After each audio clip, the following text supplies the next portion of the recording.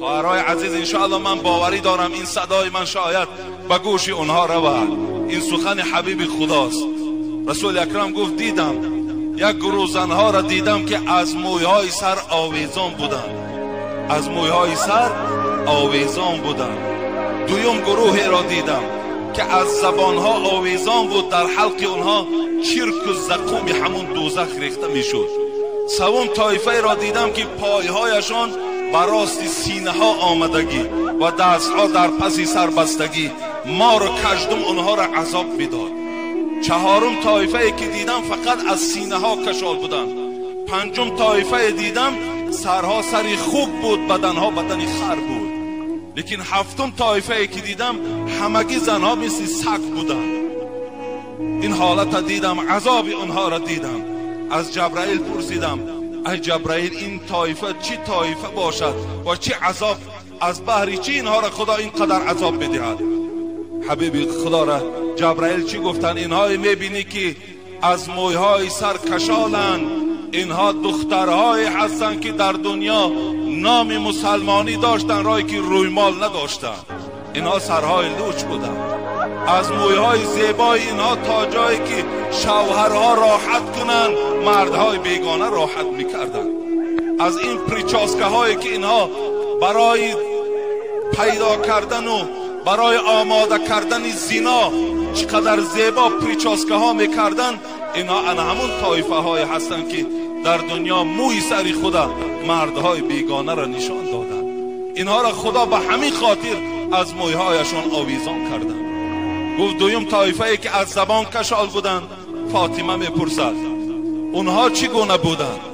حبیب خدا گفت اون زنهایی که از زبان کشال بودند و در حلق اونها زقوم و زرداب دوزخ ریخته میشد، زنهای بودند که با این زبان در دنیا شوهرها را آزار میدادند، با شوهرها جنگ و جنجال میکردند، شوهرها را لازم میشد دهنی اونها گفتن نام میبردن. امروز جوانای ما آنقدر با ایمان شدن که از من سوال میدهد اگر زن گوید که در دهنت فلان کنم طلاق میشود یا نمیشود؟ من میگم همین معامله را کی کرد؟ میگه عائله من بر من کرد.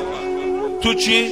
من توقت میکنم و صبر میکنم و زندگی با این زن میکنم و این زن را تربیه میکنم. ببین این از زبان جوانایی که امروز الحمدلله گویم که ایمان کامل دارن، از زبان همون جوان امروز همت از روی انصاف جواب دیم که اگر همون زیرپوشی زن نباشد باور که کلی بدنش در بیرون است. باور کنیم به خدا در بازارو چشم تا دیگر همین تا اوی کرده نمیتونی. اگر همین یک زیرپوشمون نباشد تمام بدنمون در بیرون است.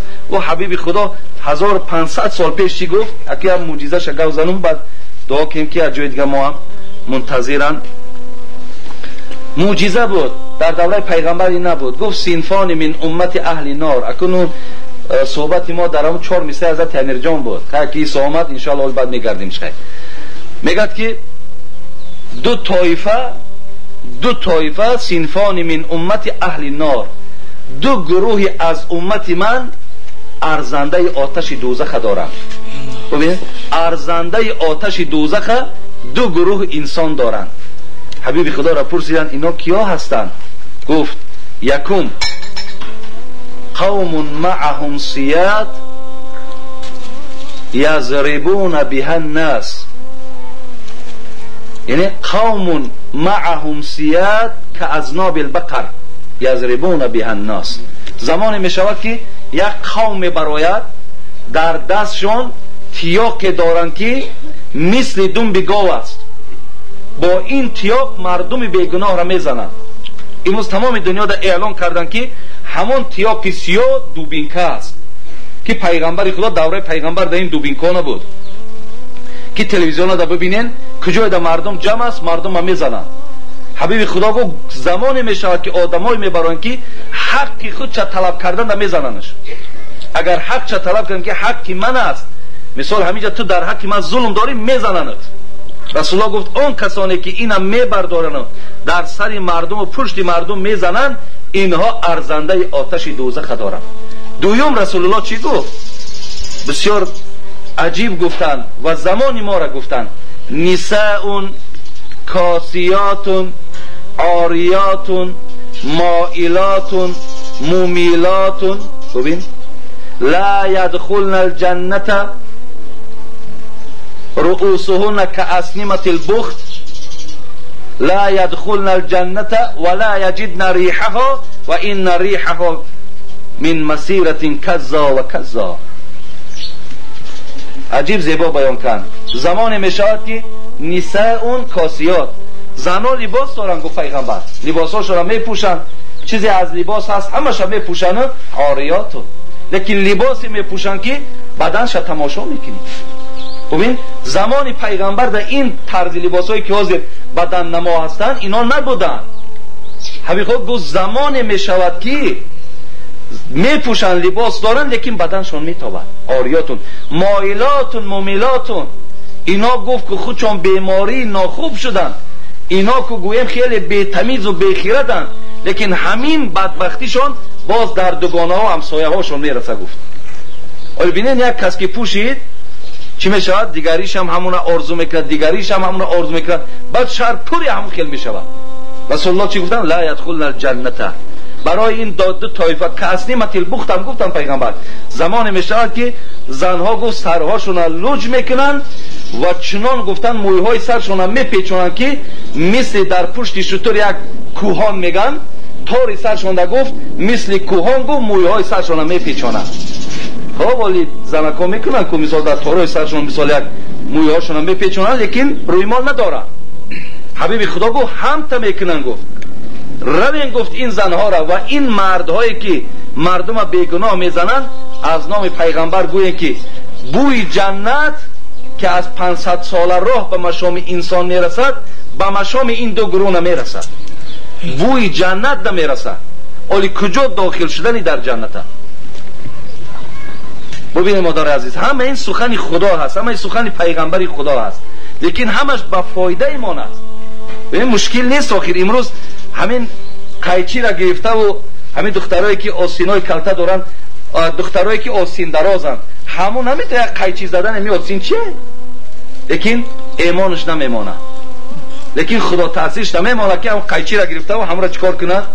از همون بری بالا پایین مثال گویم که ببرد. ولی اول یک زمانه مثال ما ککور سالای تقریبا 86 بود ما اویله دار شدگیمان، او زمانه آستینا کم تر باید تونیجورا بود.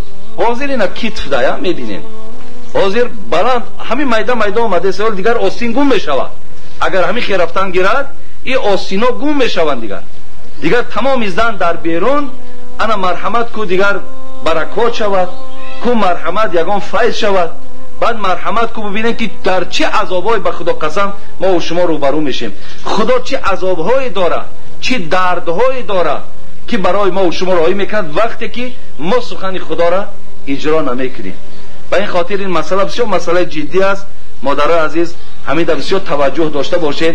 یک کاری کنین که پگا گور میرین، هممون فراموش نکنین که گفتی همون عبدالقادر بیدل یک وجب راه است بیدل از تو تا دامان خاک، تا همون قبرستان محلت بین تو و بین قبرستان گو یک وجب های مثلا بسیار نزدیک گرفتن.